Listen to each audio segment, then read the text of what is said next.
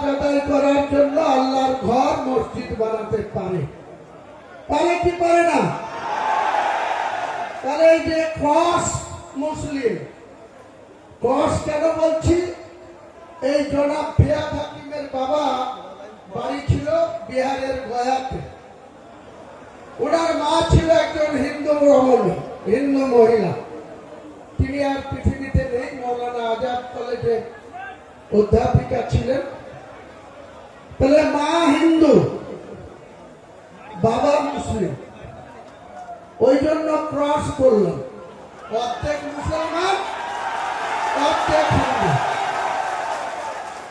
আজকে আবার একবার মমতা ব্যানার্জিকে চ্যালেঞ্জ করছি, আপনার যদি শক্তির কথা বলার মানুষের কাছে সব খরচ থাকে, তাহলে আপনার প্রিয় চ্যানেল 18 একদিন আপনি বসুন, বিশ্ববাবু মজুমদার বসবে আর আপনি বসবেন আর আমি বসবো।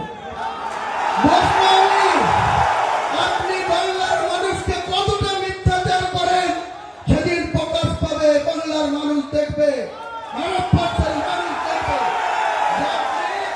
মানুষকে ইমোশন ফুলো, কাজের সময় কাজী আর কাজ ফুরালে কাজী। কতদিন আপনার এই শক্তি থাকে? মমতা বন্দ্যোপাধ্যায়কে আমি চ্যালেঞ্জ করছি, আপনার সৎ সাহস থাকলে, সততা থাকলে আপনি বিশ্বভাবকে ডেট দেন, আপনার সময় মতো বের করুন। আমাকে ডাকলেই বিশ্ববাবু মেসেজ দিলেই আমি কলকাতায় চলে যাব, স্টুডিওতে বসে। আপনার সঙ্গে যদি আমি কোনো গদ্দারি করে থাকি, কোন রকম কোনো অসহযোগিতা করে থাকি, নিশ্চয়ই আপনি বলবেন। আর আপনি আমার সঙ্গে কতটা মিথ্যাচার করেছেন, কত রকম মিথ্যাচার করেছেন, সেদিন বাংলার মানুষকে একবার নতুন করার একবার মনে পড়াবো, জানাবো। সিদ্ধান্ত নেওয়ার মালিক বাংলার জনগণ, সিদ্ধান্ত বাংলার মানুষ নেবে। আপনি আমাকে বলছেন গদ্দার। আপনি রাতের অন্ধকারে মালদা থেকে এসে আপনি আমাকে সাসপেন্ড করা তার সাথে কথা বললেন? লালগোলার বিধায়ক মোহাম্মদ আলী, ওই রঘুনাথগঞ্জের বিধায়ক মন্ত্রী আকরুজ্জামান, মুর্শিদাবাদের এমপি আবু তাহের খান, বহরমপুর পৌরসভার পৌরপিতা নারায়ণগোপাল মুখার্জি, গান্ধীর বিধায়ক সাংগঠনিক সভাপতি অপূর্ব সরকার, তাদের সঙ্গে বসে আলোচনা করে বললেন যে হুমায়ুন কবিরকে যদি দল থেকে সাসপেন্ড করি বা বের করে দিই, মুর্শিদাবাদের ক্ষতি হবে? তারা নির্দ্বিধায় বলে দিল কোনো ক্ষতি হবে। আমি মমতা ব্যানার্জি আপনাকে মুর্শিদাবাদে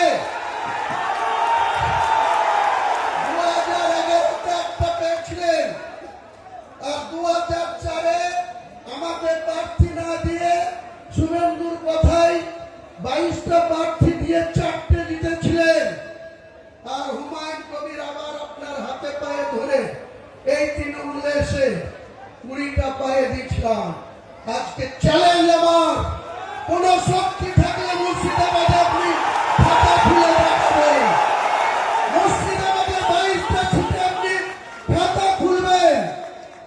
2 বিজেপি আছে, বিজেপি হয়তো 2-1টা সিট বাড়িয়ে নিতে পারে, তাদের যা কৌশল, তাদের যা অর্থবল, তাদের যা কৌশল অবলম্বন করে চলছে। কিন্তু আমি চ্যালেঞ্জ করছি, আমি বেঁচে থাকলে মমতা বন্দ্যোপাধ্যায়ের জোড়া ফুলের জিরো করব, জিরো করব, জিরো করব। আর ওই করিমপুরে লাট খাওয়া নেতা জয়প্রকাশ মজুমদার, ও আমার কাছে রাজনীতিতে নকলযোগ্য না। একটা লুডি পড়া লোকের লাট খেয়ে সে তৃণমূলের নেতাদের হাতে পায়ে ধরে সহকারী সভাপতি হয়ে বড় বড় লেকচার মারছে। আবার আরেকজন আছে, তার কথা তো বলতে আমার ঘৃণা লাগে, কুণাল ঘোষ না ছিনাল ঘোষ। এই কুণাল ঘোষ আবার বলছে ক্ষমতা থাকলে ব্রিগেডে করে দেখা। হ্যাঁ কুণাল ঘোষ, হ্যাঁ মমতা ব্যানার্জি, তোমাদেরকে আগামী জানুয়ারি মাসে আমি ব্রিগেড ময়দানে সভা করে দেখাবো। তোমাদের